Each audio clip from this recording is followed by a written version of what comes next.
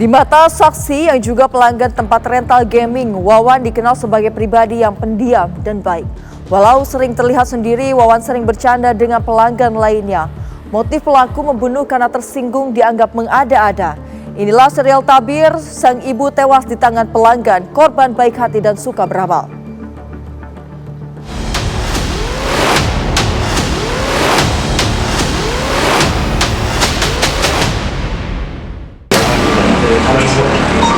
Saya masuk udah terkapar gitu dengan posisi meninggal yang nggak wajar lah. Meninggalnya jenazah tersebut diakibatkan oleh adanya kekerasan yang disengaja dan dilakukan oleh orang lain. Diam, duduk. Kamu akui kesalahan kamu tahu kan? Oke? Ibunya tuh lagi nyapu itu, saya pukul palu, terus dia teriak, saya bawa ke pinggir sambil dicekik gitu, saya panik. Udah itu lemas, nggak sadar ibunya.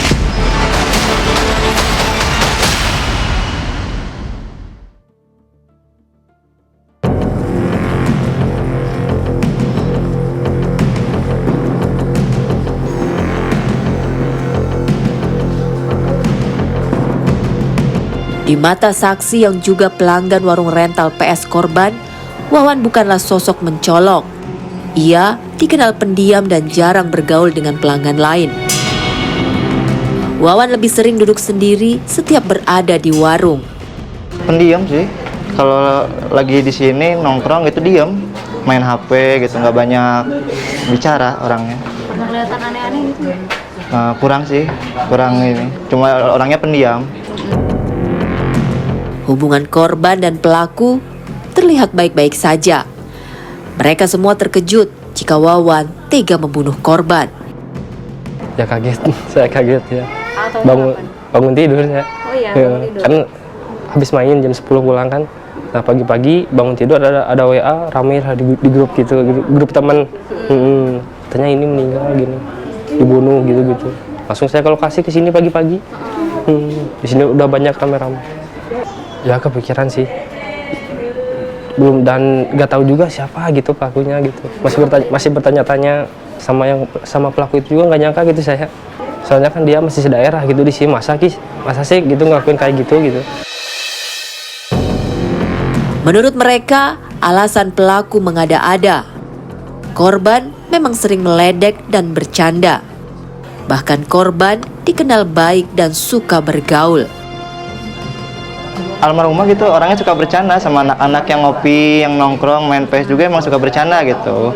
Bercanda ya mungkin karena korban terlalu banyak masalah atau apa gitu, jadi terbawa emosi gitu kayaknya. Kalau menyinggung ya kurang tahu sih, cuma kalau di saya gitu sebagai pribadi orangnya Teta itu emang bercanda, maksudnya bercanda kayak nggak menyinggung lah gitu. Mirisnya, anak-anak korban mengaku sudah mengenal pelaku sejak masih bersekolah. Mereka tumbuh besar di lingkungan yang sama dan sudah menjadi pelanggan warung rental PS-nya sejak lama. Anak-anak korban juga menyimpan kecurigaan kuat jika pembunuhan ini lebih didorong oleh alasan ekonomi pelaku dan bukan semata karena ucapan korban yang menyinggungnya. Wawan tuh udah lama ya, dari apa ya, saya mungkin udah lama sih, dari SMP ya sampai dia udah punya anak juga gitu. Udah iya main kesini juga istilahnya sama almarhum. Kan kalau beli nasi gitu, ya udah nih nasinya beli mie gitu. Nih nasinya mah gratis gitu, sama almarhum tuh sering digituin gitu. Nggak tahu ternyata udah ditolong malah nodong dia mah gitu, nggak punya akal sehat gitu dia. Terus ke tetangga juga pinjam uang nggak dikasih, ke koperasi nggak dikasih gitu dia. Makanya dia mungkin berani begitu tuh karena apa ya, dia mungkin pertama dia terlilit pinjol, dia hobi judol, dia sama istrinya udah mau cerai. Rumahnya yang di mana Pangoban udah mau dijual, dia tekanan mungkin dari sana sini mungkin dia melakukan gitu untuk menguasai harta almarhum ibu saya gitu. Alibi aja dia pengen menguasai harta almarhum ibu saya, dia udah kelilit pinjol, hutang gitu, apalagi hobi judi sama istrinya, keluarga udah berantakan gitu. Melampiaskannya ke almarhum ibu saya, kalau berani sama saya gitu, sama-sama cowok gitu.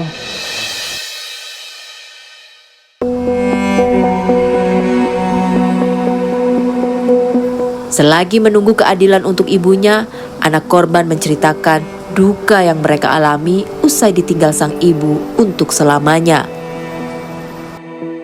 Ibu saya itu baik, sering ngasih sana sini. Waktu saya Jumatan ini, tolong masukin ke kotak amal.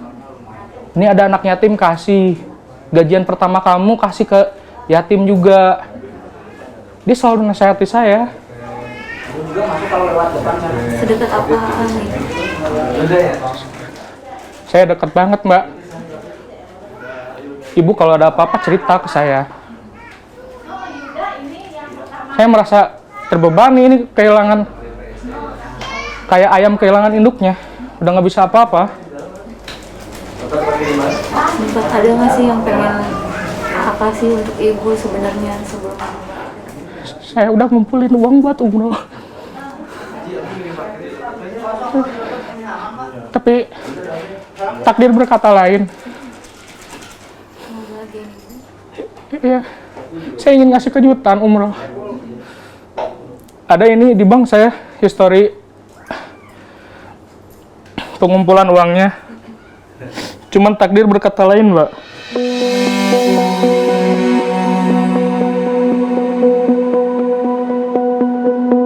Yosep, anak kedua korban, menjadi sosok yang paling terpukul lantaran sudah menyiapkan kejutan umroh untuk sang ibu, yaitu sebuah rencana yang kini tinggal kenangan.